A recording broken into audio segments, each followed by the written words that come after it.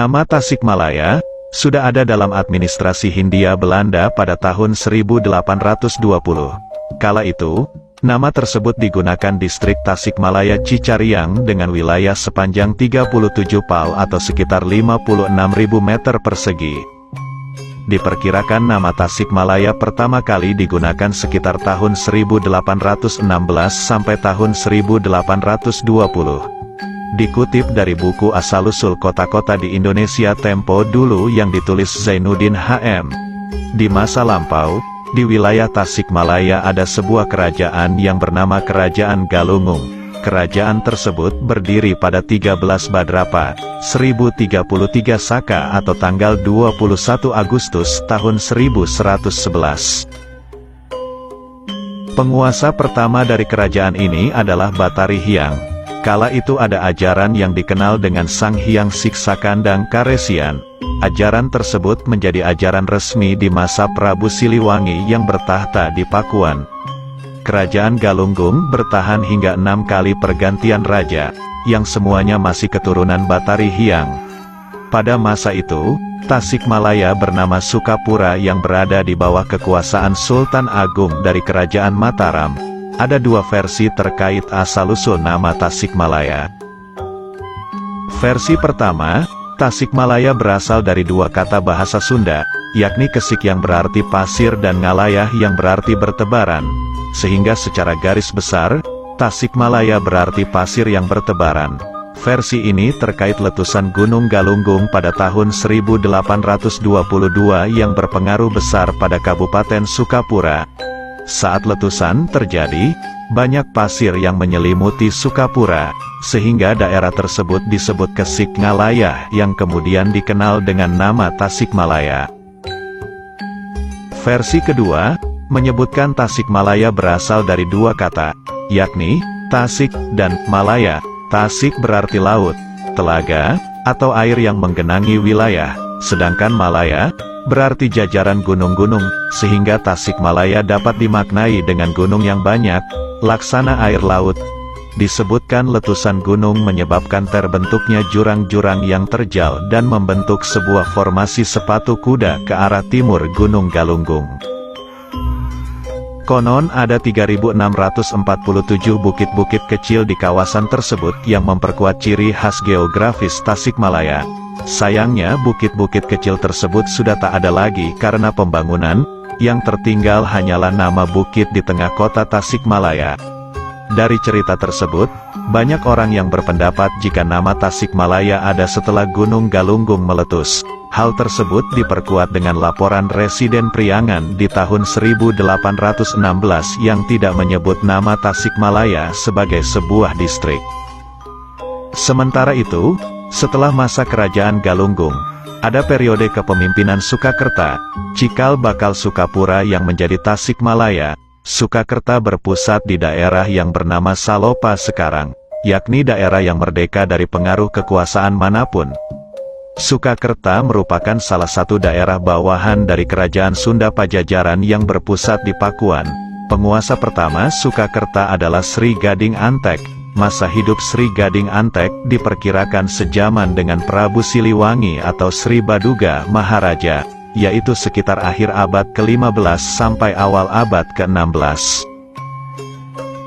Sementara, dalam Sukakerta yang bernama Brajayuda adalah penerus tahta Sukakerta, yang hidupnya diperkirakan sejaman dengan Prabu Surawisesa, sekitar tahun 1521 sampai tahun 1535.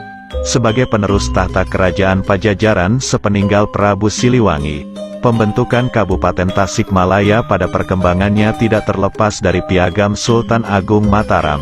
Piagam itu terbit dari tersingkirnya Wedana Priangan, yaitu Pangeran Dipati Rangga Gede oleh Mataram.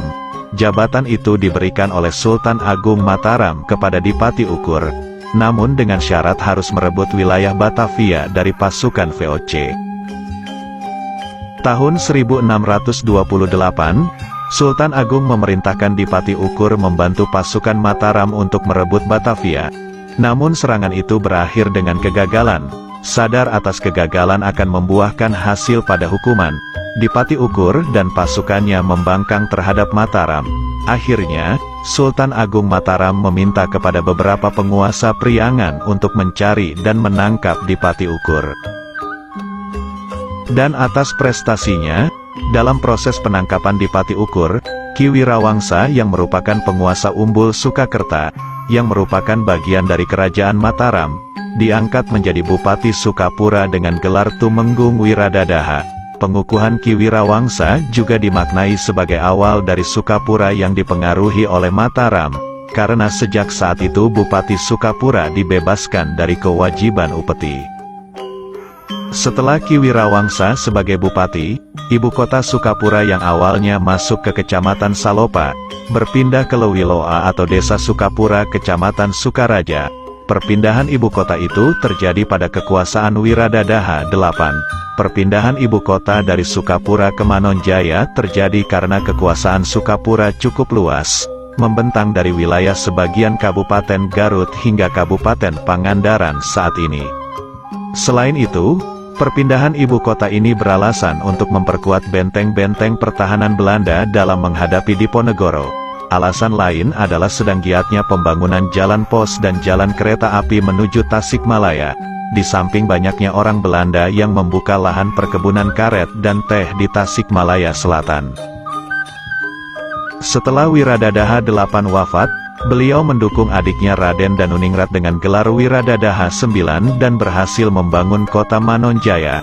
Masa saat berpusat di ibu kota Manonjaya, berlangsung 3 periode kepemimpinan, yakni Raden Rangga Wiradimanggala atau Bupati Sukapura 10, Raden Wiraadekdaha atau Bupati Sukapura 11, dan Raden Wirahadiningrat atau Bupati Sukapura 12.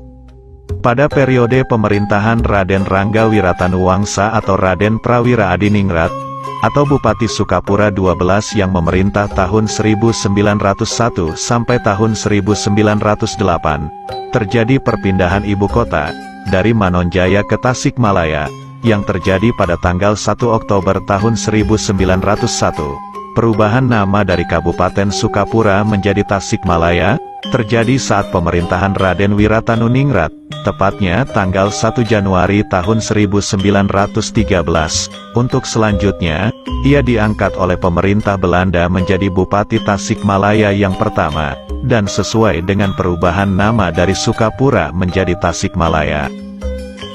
Pada masa selanjutnya, tepatnya pada masa kemerdekaan, wilayah Tasik ini ikut berperan dalam kemerdekaan Indonesia. Dengan wilayahnya yang memang memiliki banyak pesantren, masyarakatnya dikenal memiliki jiwa agamis yang lebih kuat dibandingkan dengan daerah lainnya di wilayah Priangan. Bahkan banyak perlawanan yang dilakukan ketika masa perjuangan kemerdekaan di Indonesia menggunakan slogan jihad fisabilillah. Kemudian Kabupaten Tasik meningkat statusnya menjadi kota administratif tahun 1976. Pada waktu Abu Nyamin menjabat sebagai Bupati Tasikmalaya, dan kemudian menjadi pemerintahan kota yang mandiri pada masa pemerintahan Kabupaten Tasikmalaya dipimpin oleh bupatinya saat itu Haji Suljana. Jadi ringkasnya, kota ini dahulu adalah sebuah kabupaten, namun seiring dengan perkembangan, maka terbentuklah 2 buah bentuk pemerintahan, yaitu pemerintahan Kabupaten Tasikmalaya, dan pemerintahan kota Tasikmalaya.